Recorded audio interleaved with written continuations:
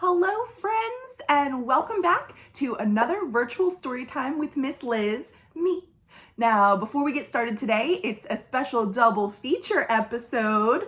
I wanted to quickly say thank you to everybody, and I mean everyone, who has either watched these videos, liked them, commented, shared them with people that they care about. You are doing so much, not just for people that want to stay connected to reading and literacy, but also for me, because it's difficult not to be at work. I love my job. I miss the library. I miss interacting with the public.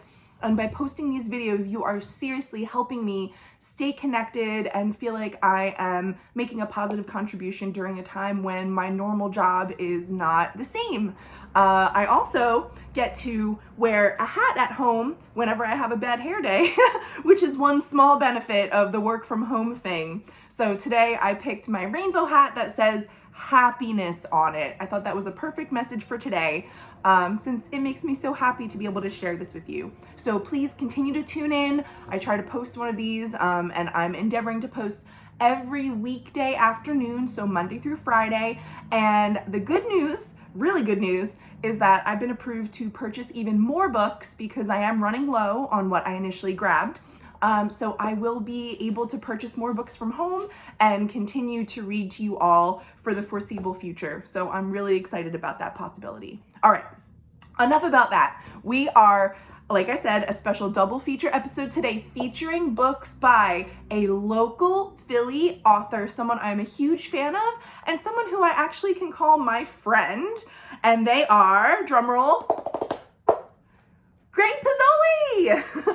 I love Greg Pizzoli's books, and I grabbed this book before I had to leave the library a few weeks ago, and it is a double feature book. This is published by Disney Book Group, and it is a double Watermelon Seed and Good Night Owl book. So we are going to get started with the one, the only Watermelon Seed, which is a great book about favorite foods and a little twist. So let's read it. The Watermelon Seed by Greg Pizzoli. Oh look, there's a seed right there. I love watermelon, says the croc. Chomp, chomp, chomp. It's the best. Ever since I was a teeny tiny baby crocodile, it's been my favorite. Chomp, slurp, chomp. I like watermelon for breakfast. I like it for lunch. I like a big salty slab for dinner, and I love it for dessert. Oh, hi, Oscar. See, he is holding an ice cream cone with some watermelon inside. Wow.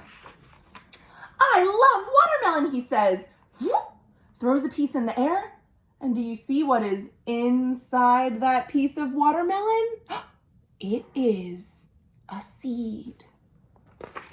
Oh, he swallows that whole piece. And then he realizes, I just swallowed a seed. I just swallowed a seed.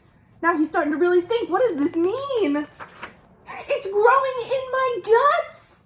Oh, soon vines will come out of my ears. My stomach will stretch. My skin will turn pink.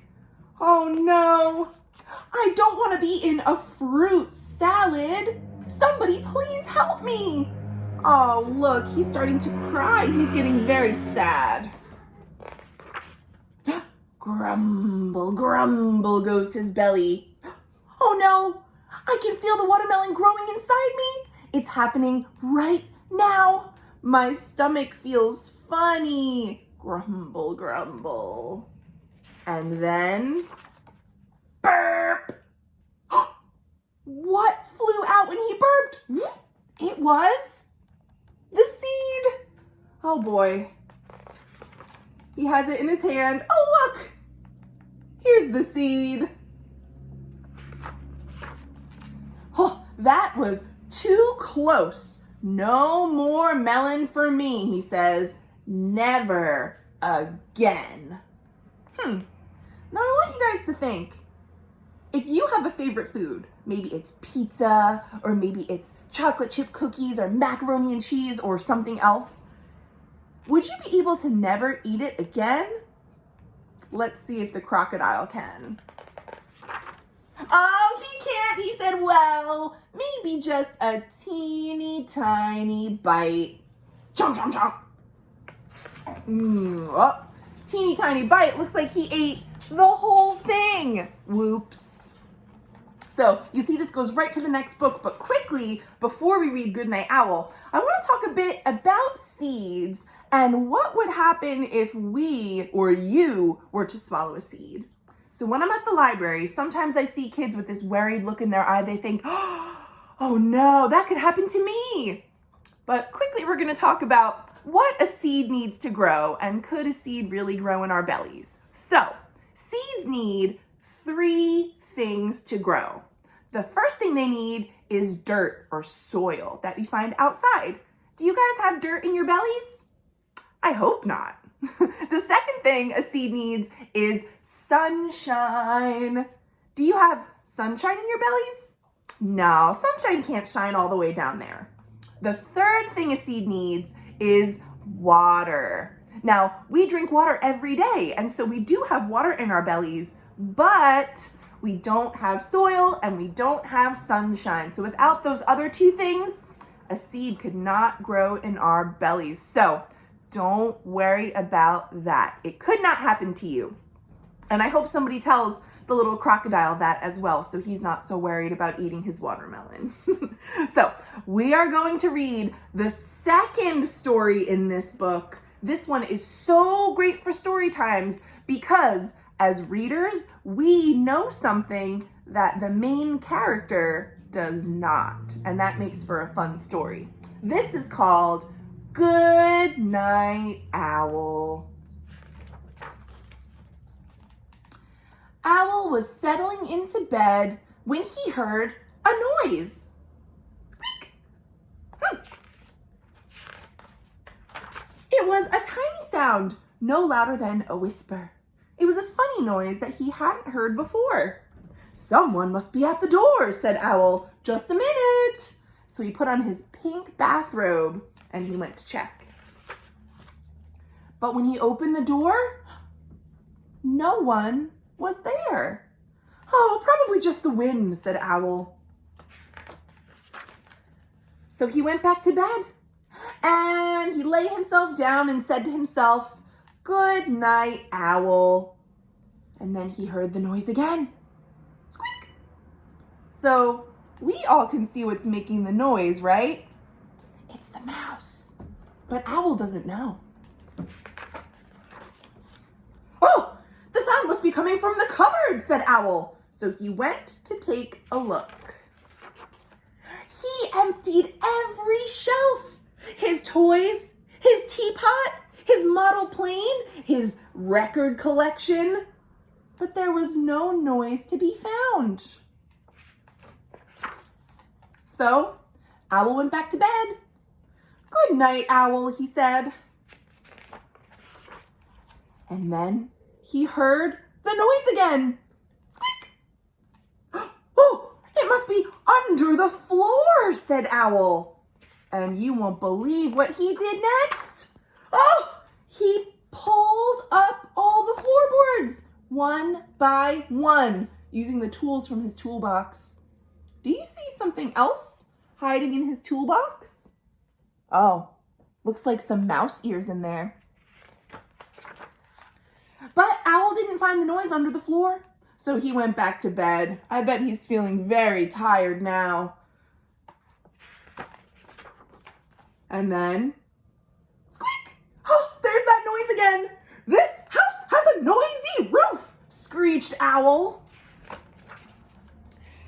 And he took down the roof with his big hammer. Boom, boom, boom. There, said Owl. No more noise. Owl got back into bed, and the stars and the moon were shining down where his roof used to be. Good night, Owl, he said. But Owl didn't close his eyes.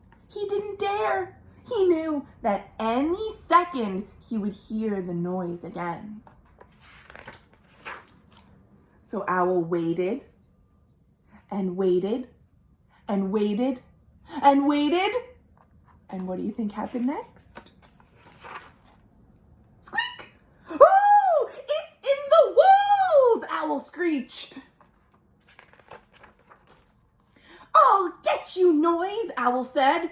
He picked up his big hammer again and he tore down the walls of his house. Boom, boom, boom, boom, boom. Oh, looks like the mouse, the Noise, escaped just in time.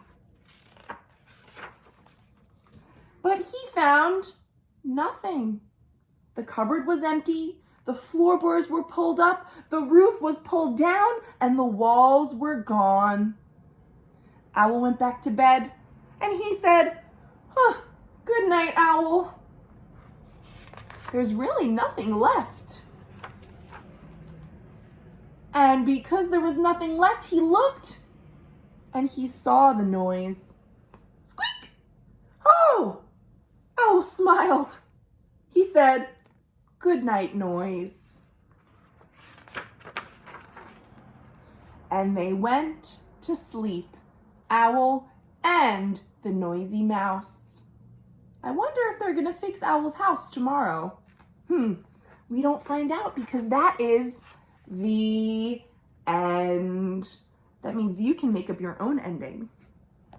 So, that was a special double feature book, The Watermelon Seed and Good Night Owl by local Philly author Greg Pizzoli. I want to thank Disney Book Group and Greg Pizzoli for making this reading possible. I love your books. I am so happy that I was able to grab this book before I left the library.